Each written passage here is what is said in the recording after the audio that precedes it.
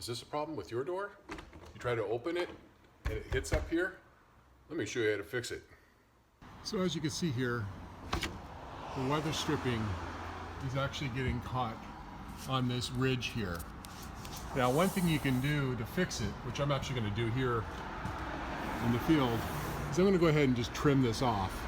You can replace it with a new one, but I have seen over time where it'll still catch.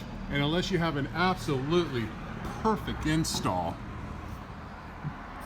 it's not, the weather stripping will never clear that.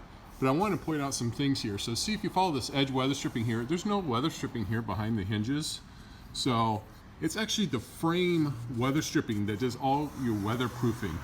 Now, since we're not canyon front or ocean front, by trimming that off, we should be okay, because we still have the frame weather stripping here. Of course, the official from Marvin is probably going to tell you to replace this with new stuff. But I want to you can see how, when you go to operate it, how it just sticks really bad. So we'll go ahead and trim that off. So I got a brand new blade. Slowly just going to trim that off so it looks nice and clean.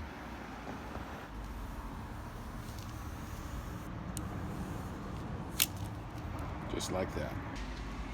Okay, someone installed some kind of sticky weather stripping on this door. This doesn't belong here.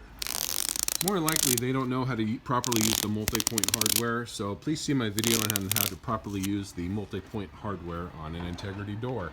Because with this in the way, this door was not locking at all. So another characteristic of this door, if you see the deadbolt, how it extends to the frame, so when you go to throw the deadbolt, sometimes the deadbolt hits on the back side of that cup. So I want to take that cup out of there and trim the back side of it off to give a little bit more room for the deadbolt to go into. So we're going to start by removing the screws.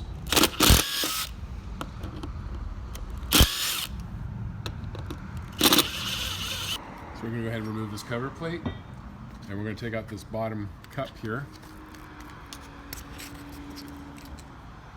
So now we're going to take a utility knife and we're going to cut the back side of this off.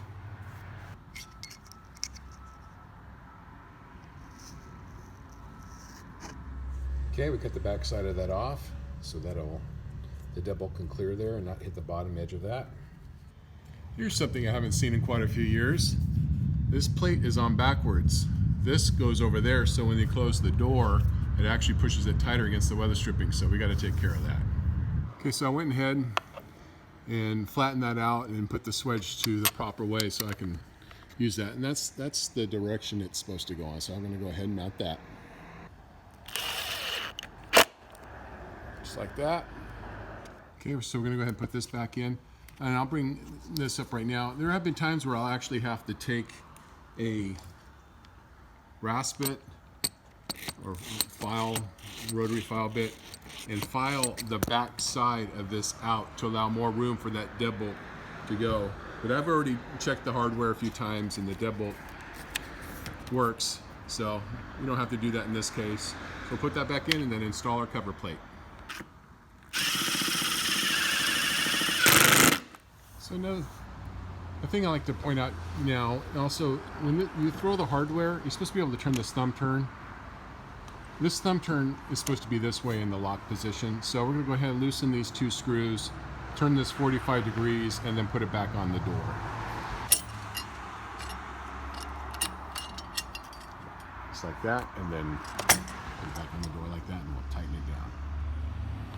By the way, if you see this little piece missing, that's bad. That means someone pulled this off, and if that happens, the other side of this falls inside the lock box.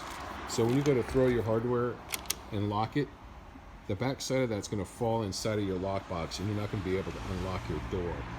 So if your door is unlocked and that's missing, you need to get you a new one, or this box needs to be taken apart to get the back side of that out. And that's there so when you push down on your handle, you lift that up. Let's say you're carrying in groceries or something, the door doesn't latch. So when you want to have it go back engaged again, you just slide it down like that, and you're good to go. Okay, now it's time to try the operation of the door. We close it, You lift up on the handle all the way, just like that. Let the handle rest, and it should turn just like that. Now the door is secured. And now, as you can see now, when you close the door, when you lift up on the hardware, see how it pulls this in? So it's very critical that you lift up on that handle to engage the multi-point hardware. If this video helped you out, please help me out by hitting the subscribe button. Thank you so much for watching.